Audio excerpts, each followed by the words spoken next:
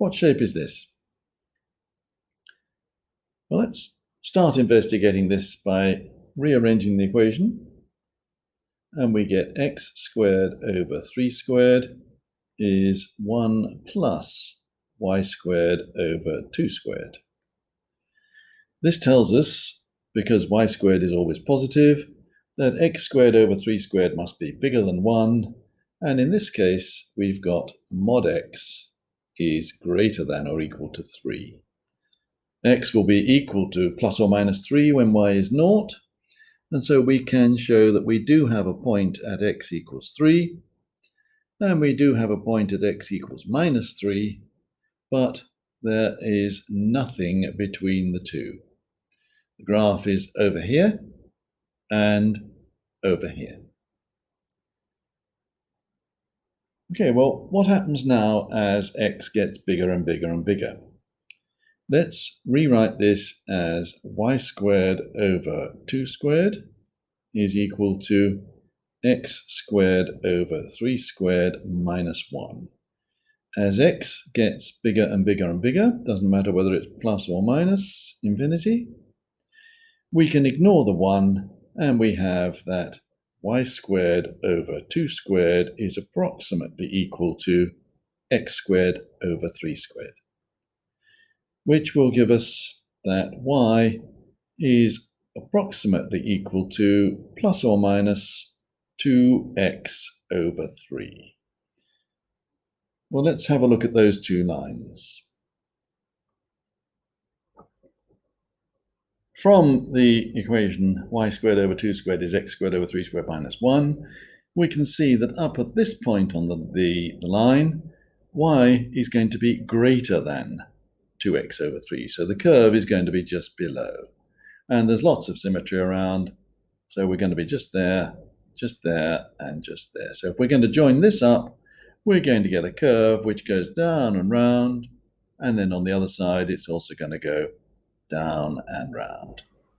And so our asymptotes are going to be y equals plus or minus 2x over 3.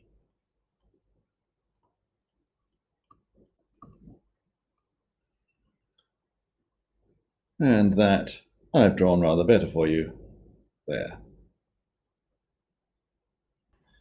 And in the general case, we're going to have that x squared over a squared minus y squared over b squared equals 1 is the equation of a hyperbola through plus or minus a0 with asymptotes y equals plus or minus bx over a. Well, let's move on to look at the parametric equations. When we were looking at the ellipse, we used the fact that cos squared plus sine squared was 1. If we look at this, let's think of trig formulae. Can we think of a trig formula with a minus in, giving us 1? Well, if we think of sec squared theta minus tan squared theta is 1, that suggests that we might use x equals a sec theta, y equals b tan theta. If I do that, then I've got that x over a is sec theta, and y over b is tan theta. Knowing that sec squared theta minus tan squared theta is 1, we have that x squared over a squared, there's sec squared, minus tan squared is y squared over b squared, equals 1. And so x equals a sec theta, y equals b tan theta. By the time we eliminate theta, we get the standard equation of the hyperbola. Can anyone think of another formula with a minus in it that we've met recently? Cosh squared minus sine squared.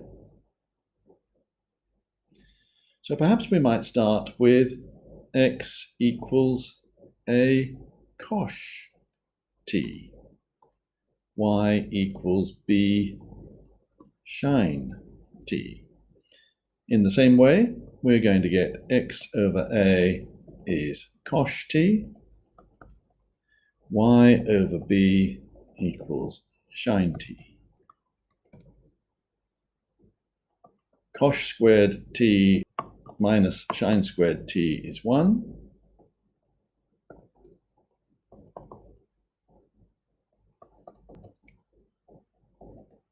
And so x squared over a squared minus y squared over b squared is equal to 1. So here we have an alternative set of parametric equations, trig ones and hyperbolic trig ones. There is a snag with these.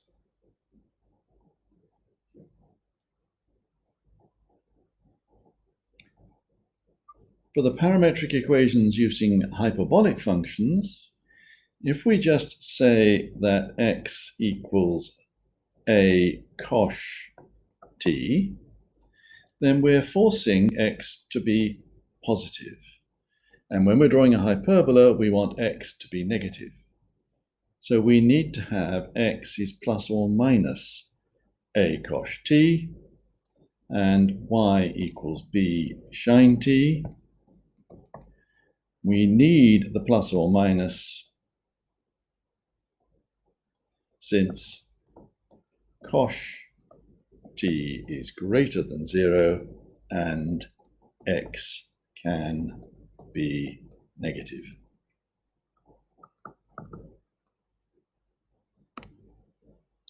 And there is just a summary showing the two parametric equations for hyperbola.